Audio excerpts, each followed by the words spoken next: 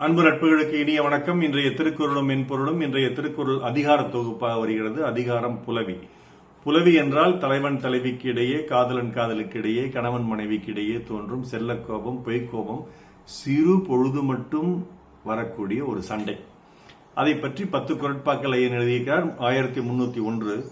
புல்லாதிரா அப்புலத்தை அவருறும் அல்லல் நோய் காண்கம் சிறிது. தலைவனை வரிந்து சென்று தழுவாது இரு, அப்பொழுது அவர் பெரும் துன்ப நோயை நாம் சிறிது காண்போம் என்று தோழி சொல்கிறார். தலைவனை கண்டவுடன் தழுவாதிரு, அதனால் அவனுறும் துயரை சிறிது காணலாம் என்பது தோழி கூற்று என்பது என் துழிப்பா. 1302. உப்பு அமைந்தற்றால் புலவி, அது சிறிது மிக்கற்றால் நீழவிடல். தம்பதிக்கு இடையில் வரும் பொய்க்கோபம் உப்பை போல் அளவுடன் இருக்க வேண்டும். அதை நீழவிட்டால் உணவில் உப்பு அதிகமானது போல் ஆகிவிடும். என் துழிப்பா. உப்பு போல் இருக்க வேண்டும் மூடல், அது மிகின் கசக்கும் கூடல்.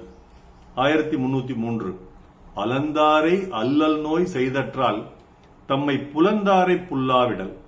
துன்பத்தில் உள்ளவரை மேலும் துன்பப்படுத்துவது போன்றது தம்மிடம் பொய்க்கோபம் கொண்ட காதலரின் கோபம் நீக்கி அணைக்காமல் இருப்பது. துழிப்பா.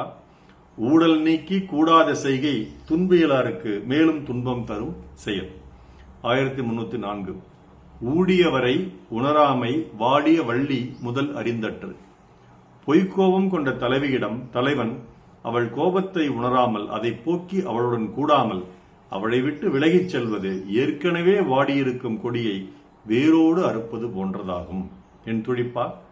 மன ஊடல் கொண்ட மனைவியை ஆற்றுப்படுத்தா ஆண்மகன் அவளை விட்டு விலகுதல் வாடிய பெயரை அடியோடு வெட்டுதற்கு சமம்.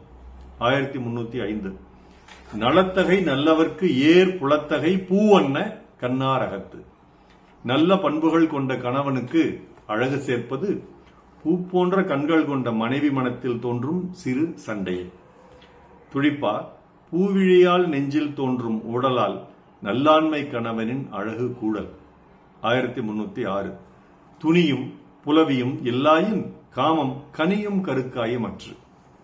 தம்பதிக்கிடையே உண்மை கோபம் பொய்ச்சண்டை இல்லை என்றால் அவ்வாழ்க்கை மிகவும் பழுத்த பழம் அல்லது பழுக்காத காய் போன்று இருக்கும்.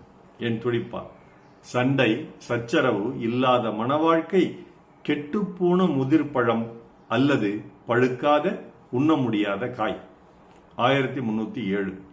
ஊடலின் உண்டு ஆங்கு ஓர் துன்பம் புணர்வது நீடுவது அன்று கொல் என்று. ஊடல் கொள்வது நல்லது என்றாலும் அதிலும் ஒரு துன்பம் உண்டு. கூடல் நடக்குமோ நடக்காதோ, தாமதித்து நடக்குமோ என்ற சந்தேகம் இருப்பதால். என் துழிப்பா. இன்பம் தரும் பொய்க்கோபம் தரும் ஒரு சிறு இன்பம். கலவி இன்பம் நடக்குமோ நீடிக்குமோ என்னும் ஐயம். இன்பம் தரும் பொய்க்கோபம் தரும் ஒரு சிறு துன்பம். கலவி இன்பம் நடக்குமோ நீடிக்குமோ என்னும் ஐயம். 1308. நோதல் எவன் மற்று நொந்தாரென்று அகதறியும் காதலர் இல்லா வழி. வருத்தத்தில் இருக்கிறாள் காதலி என்பதை உணராத காதலனிடம் வருந்தி என்ன பயன்? என் துழிப்பா.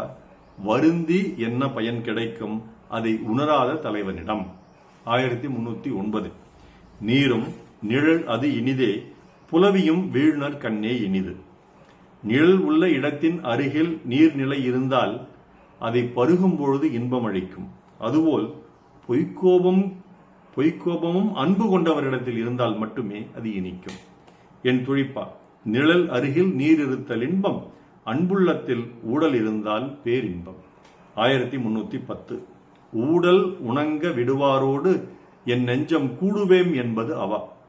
ஊடலில் வாட விடும் தலைவனோடு என் உள்ளம் கலக்க வேண்டும் என்று விரும்ப காரணம் அது கொண்ட ஆசையே. என் துடிப்பா. ஊடலில் என் மனம் நோதல் அவனால், ஆனாலும் என் நெஞ்சம் அலைகிறது அவனை அடைய ஆவலால். இப்படி 10 குறள்பாக்களில் நான் அளித்த என் பொருளுக்கு பின்னூட்டம் பல நண்பர்கள் தந்துள்ளீர்கள். குறிப்பாக என் அன்பிற்குரிய அக்கா இன்சுய அவர்கள் தவறாமல் நாள் தவறினாலும் பொழுது தவறினாலும் அவர் அனுப்பும் பின்னூட்டம் தவறுவதில்லை. அதற்காக அவருக்கு நெஞ்சார்ந்த அன்புகள் அந்த நன்றியை தெரிவித்துக் கொள்கிறேன். நாள் சிறக்க நற்றமிழ் வாழ்த்துகள். மருத்துவர் ராமசெல்வரங்கம், ரிஷினி திரளையா, விடியக்கிழமை, சேலம், கள்ளக்குறிச்சி, அரூர், ஈரோடு, கணதிபாளையம், நாளோடு நன்றி. டாக்டர் செல்வரங்கம் குரல் யூடியூப் சேனலை ஷேர் பண்ணுங்க, லைக் பண்ணுங்க, கமெண்ட் பண்ணுங்க, சப்ஸ்கிரைப் பண்ணுங்க. வணக்கம்.